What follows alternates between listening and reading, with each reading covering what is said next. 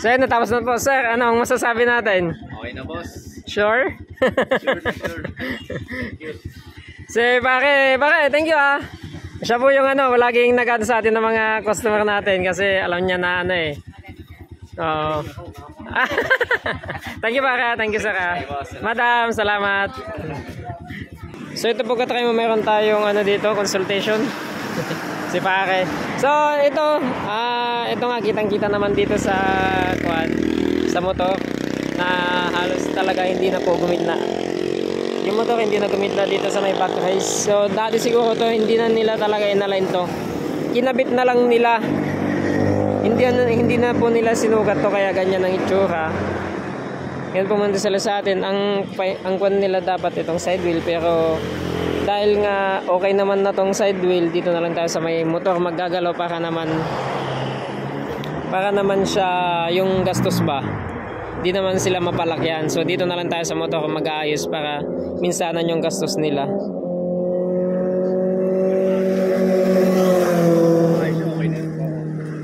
Ano boss? Ngayon na ba? Para ano, palakad kami ano ba yung palawig. Sige. Kawawa na lang yung magkadrip.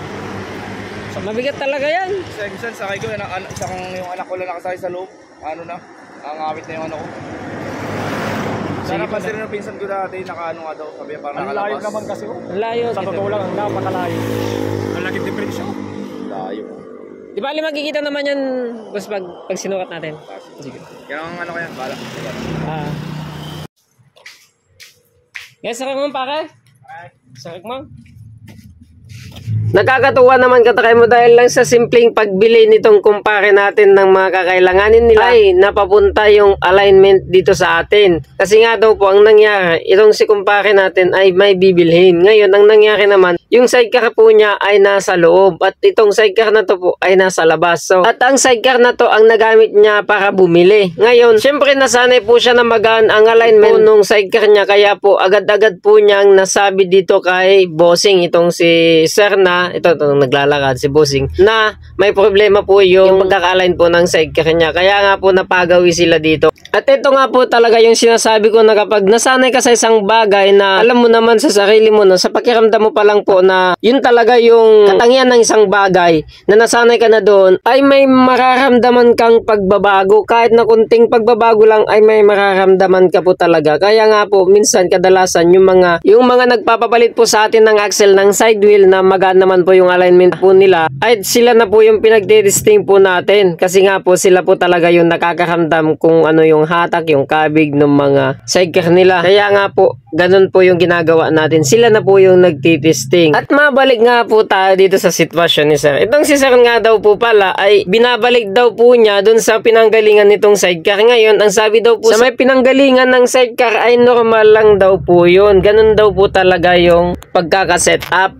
At dahil nga ganun ang sinabi dun sa may pinanggalingan po ng sidecar ay wala na pong nagawa itong si sir. At dahil nga hindi mapakali itong si sir ay naghanap po si sir ng ibang gagawa. Kaya nga po nakahanap po siya ay ang inaayos naman po ay yung side wheel. Dahil nga po daw yung side wheel ay ang layo-layo daw po pala ng pagkakakabit. Kaya nga po nung naayos naman po yung side wheel ay umukay naman daw po ng konti. Pero nandun pa rin po talaga yung bigat at saka po yung itsura ng motor. At sinabi nga daw po ito ni sir at syempre naman po ay ibang bayad na naman po. Kaya lang po itong si sir ay medyo napamahalan na po yata. Kaya nga po dapat ay minsanan po talaga yung pag-estimate po dyan. Para naman po ay kumbaga yung package deal ba? Para naman po medyo makalesen. Kasi nga po pag package deal na tinatawag ay may malaki po talaga yung madi-discount doon kasi nga po minsanan po yung pagkakatrabaho. At eto nga katry mo ay nag-decide na tayo pagkapasok ng unit kung ano yung mga gagawin natin.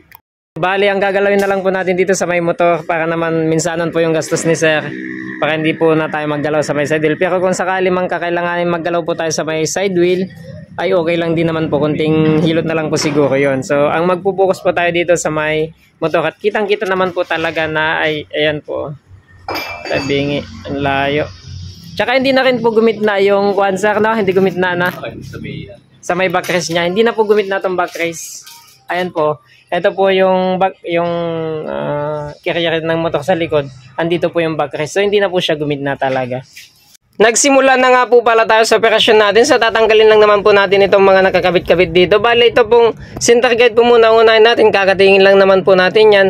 Tatanggalin po natin yung mga brace sa likod para naman po ay mabilis po natin siyang mababaklas. Ayan po, kung nakikita nyo po yan.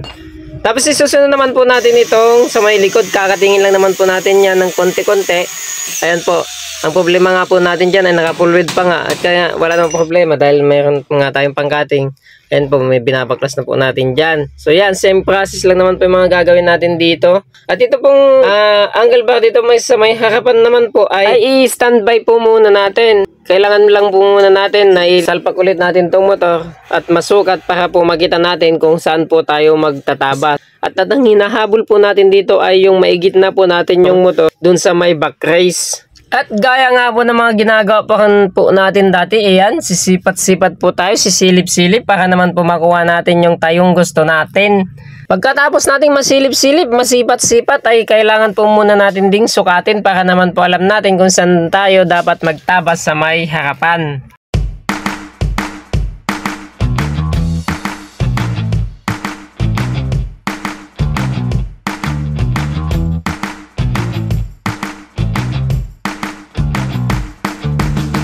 At dahil nga po nakita na natin kung hanggang saan po tayo magtatabas ay sisingle na po natin para naman po makapagtabas na po tayo.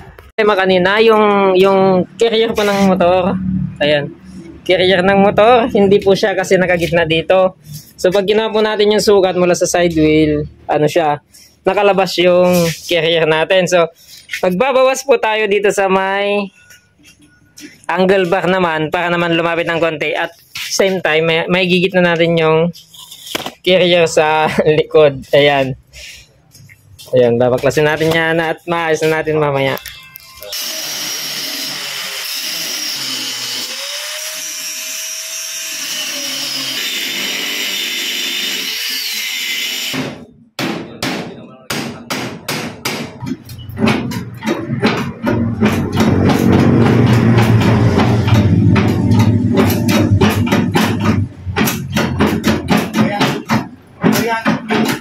Sinira mo yata eh. Kaya nga, ayun ang matanggal.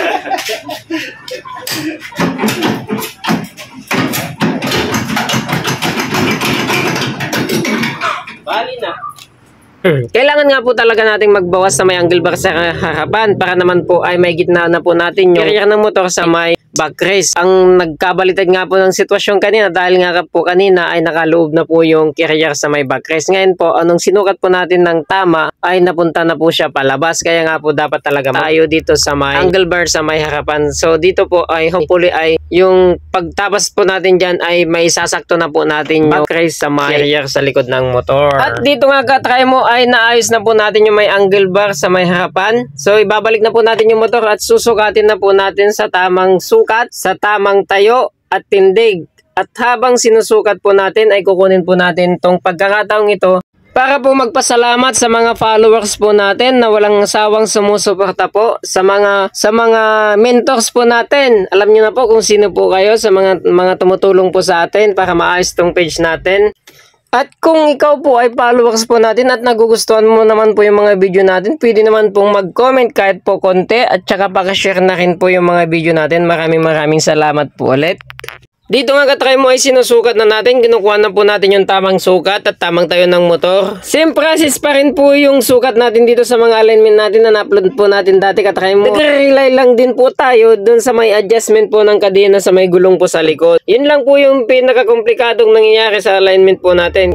Pero kung susundan nyo po yung mga video natin ay napakadali lang pong mag-align. Kaya kung kayo po ay low budget at marunong naman po kayo mag-welding ay pwede na po kung kayo na po yung mag-align. Siyempre tibayan nyo na lang po yung welding nyo para naman siyempre para hindi po tayo ma-disgrace. At saka po sundan nyo lang po yung mga video natin. Meron na po tayong mga upload tungkol sa alignment sa YouTube po, meron na po. Sa Facebook syempre meron lagi-lagi. At saka po sa TikTok meron na rin po tayong mga kunting upload doon. Nakuha na po natin yung tamang sukat, yung tamang tayong tinatawag po natin. At ito nga po ay kakabit na po natin yung mga connection dito sa may motor. Ayan po ay kakabit na po natin. Bali ang ayusin na lang po natin dyan ay yung connection po sa likod at saka sa center guide po siya. So medyo mabilis na lang po tayo. Kunting tiyaga na lang po sa panonood at matatapos na po tayo. Makikita nyo na po yung kung ano yung resulta ng ginawa natin dito sa alignment na to. Nakasanayan na po talaga natin na nag-align po tayo ay hindi po tayo nagpo-full weld na nakakabit po yung motor. Ang ginagawa po natin ay ninispat-ispat lang po natin yung mga connection tapos sinisingil po natin yung motor. Para po hindi po tayo awkward sa pagkilos at syempre ma-full weld na rin natin maayos at saka syempre safe na rin yung motor para po hindi po siya madami sa mga lumilipad na flux o kaya yun po yung mga buga ng welding. Kaya natapos na po tayo. Ito, titingnan nyo rin po kung paano yung ginawa natin. Yung process po ng paggawa natin, same pa rin yung sukat po natin na ginawa sa alignment. Ganun pa rin po. Ito, titingnan nyo lang po yung nagawa natin dito. So, ito po sa likod. Ito naman yung kan. Ito, binago na natin. Dito nga sa likod kanina, medyo masikip. Niluwangan natin. Tapos ito naman sa may harapan, nagbawas lang po tayo ng konti dyan. Para naman po may gitna natin ng sakto dito sa may backrace. Ayan. Dito sa center guard, yung pa rin pong ginamit natin. Inayos lang po natin yung pagkakalagay. Ayan. So, ayan na po. Kakabit na lang natin yung motor. So, sir, okay kaya yung alay natin? Boss. Sir, mamaya, i-rate natin ha, pagkatapos natin matesting dyan sa labas. Boss.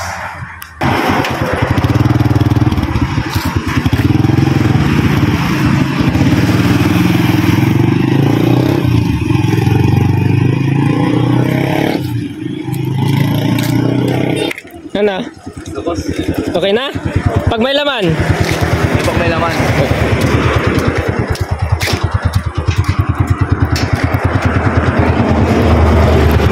Ano ko din sa harap, medyo na umukay dito eh. Ha? Sa may harap niya. Umukay na? Oo, kasi nung ano na ganyan eh, pag may ano. Kasi ngayon, medyo... Pantay na? Kasi ikaw.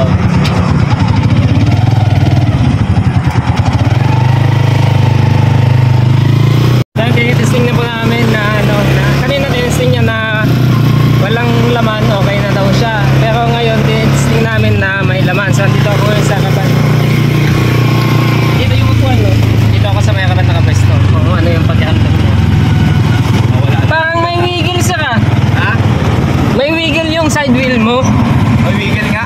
May wiggle na. Oo, parang. Ngayon magaan na. Oo.